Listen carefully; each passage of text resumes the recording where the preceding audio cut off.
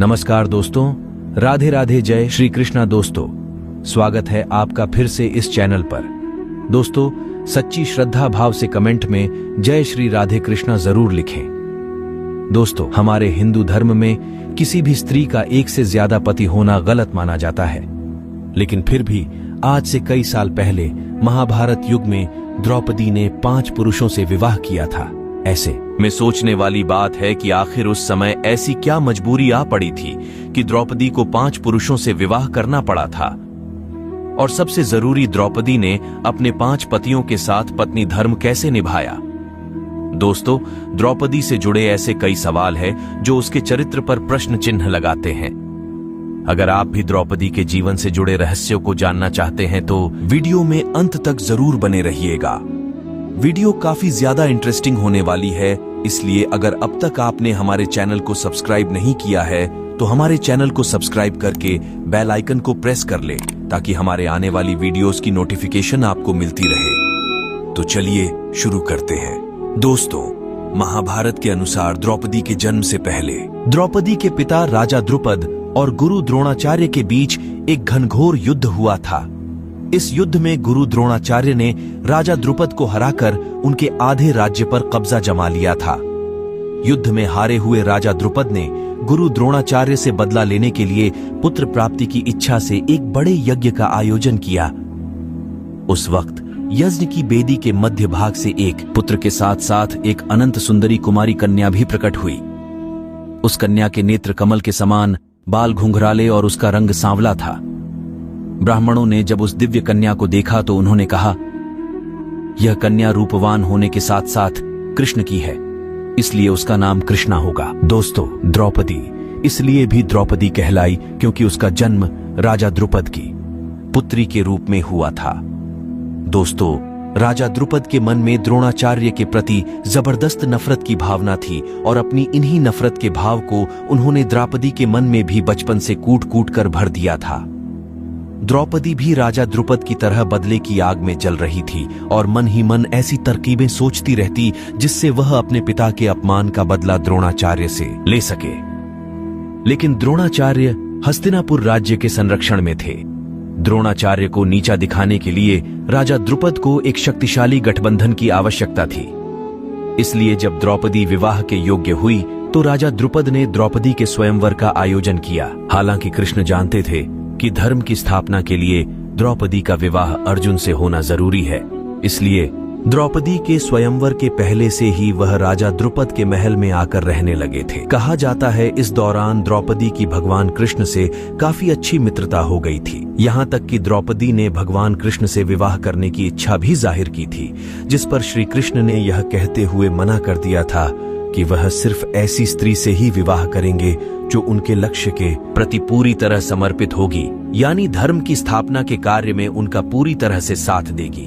उस स्त्री की कोई भी सैन्य या राजनीतिक मंशा नहीं होनी चाहिए। कहते हैं उस वक्त भगवान श्री कृष्ण ने द्रौपदी को खुश करने के लिए यह भी कहा था कि तुम एक महान स्त्री हो, तुम्हारे जैसी महान स्त्री के मैं योग्य नहीं हूँ।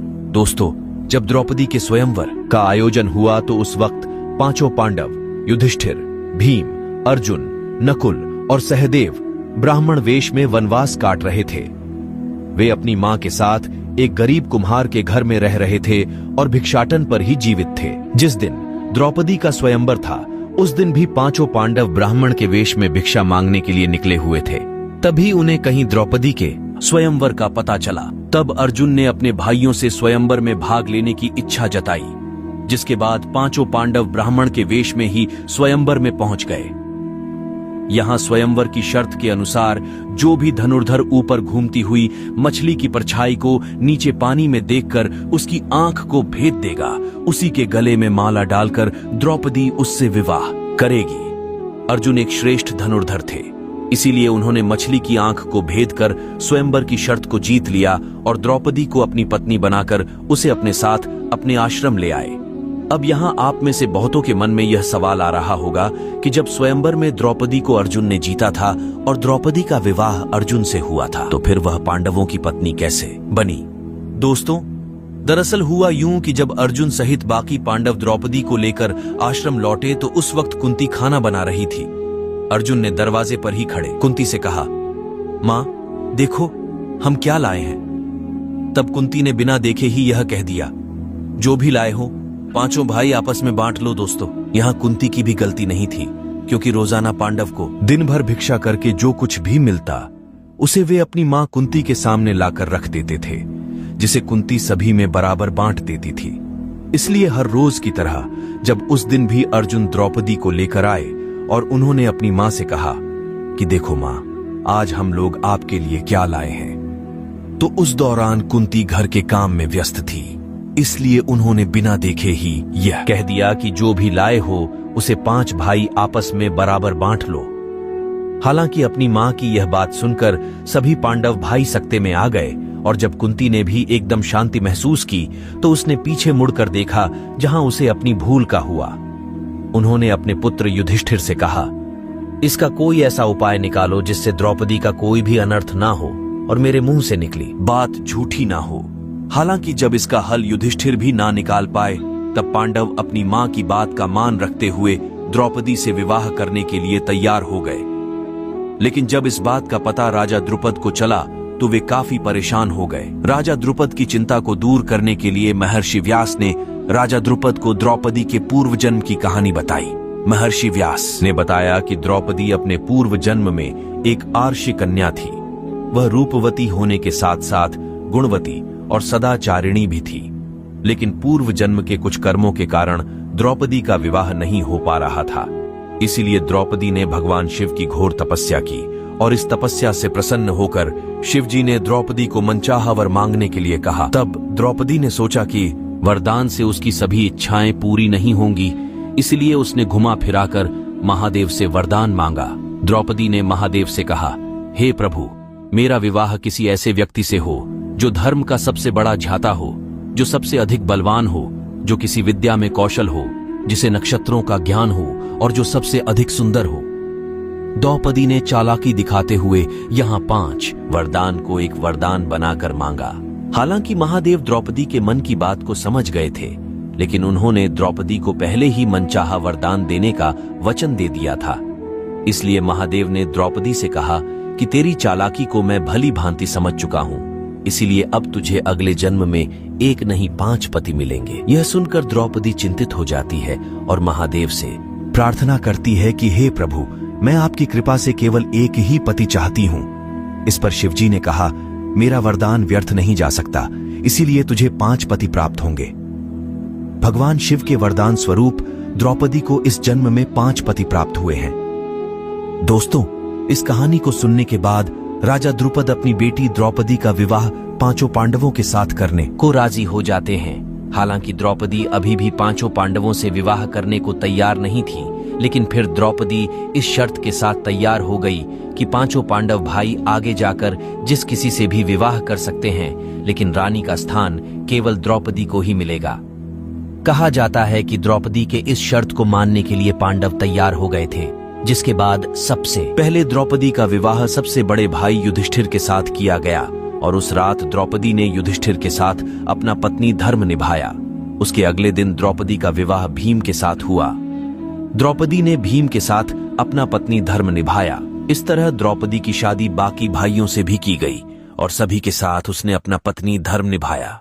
अब यहाँ सोचने वाली बात यह है कि जब द्रौपदी का विवाह सबसे पहले युधिष्ठिर से हुआ और द्रौपदी ने उसके साथ अपना पत्नी धर्म निभाया, तो फिर बाकी पांडव भाइयों के साथ द्रौपदी ने अपना पत्नी धर्म कैसे निभाया? तो दोस्तों, दरअसल द्रौपदी हर बार पत्नी धर्म निभाने में समर्थ थी, क्योंकि द्रौपदी को महर्षि वेदव्यास से आजीवन कौमार्य यानी कुंवारेपन का आशीर्वाद मिला था। इसलिए जब भी द्रौपदी पांडवों में से किसी एक भाई के साथ समय बिताने के बाद दूसरे भाई के पास जाती थी, तो द्रौपदी वापस से कुंवारी हो जाती थी।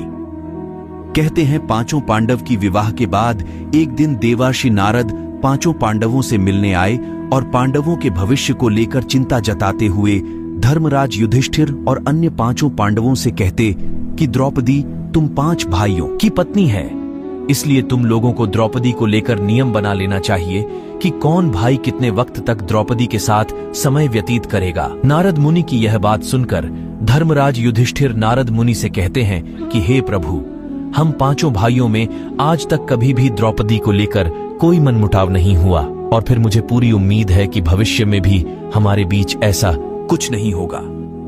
लेकिन हम आपकी बात नहीं टाल सकते, इसीलिए मैं द्रौपदी को लेकर आज ही नियम बनाऊंगा। महर्षि नारद के जाने के बाद धर्मराज युधिष्ठिर नियम बनाते हैं कि द्रौपदी हर साल पांडवों में से किसी एक के साथ ही समय व्यतीत करेंगी, यानी द्रौपदी 1 साल तक केवल एक पांडव की पत्नी बनकर रहेंगी। साथ ही जिस समय द्रौपदी अपने कमरे में किसी एक पांडव के साथ होंगी, उस वक्त उनके कमरे में कोई और पांडव प्रवेश नहीं करेगा। यदि कोई पांडव गलती से भी इस नियम को तोड़ता है तो उसे सजा के तौर पर 1 वर्ष के लिए वन में जाकर ब्रह्मचर्य का पालन करते हुए बिताना होगा। दोस्तों, कहा जाता है कि एक बार अर्जुन एक ब्राह्मण की मदद के लिए न चाहते हुए भी द्रौपदी के कमरे में प्रवेश कर जाते हैं। उस वक्त द्रौपदी अपने कमरे में धर्मराज युधिष्ठिर के साथ होती है। हालांकि अर्जुन धर्मराज युधिष्ठिर का नियम धर्म का पालन करने के लिए तोड़ा था, लेकिन फिर भी अर्जुन युधिष्ठिर की बात का मान रखते हुए वनवास चले जाते हैं।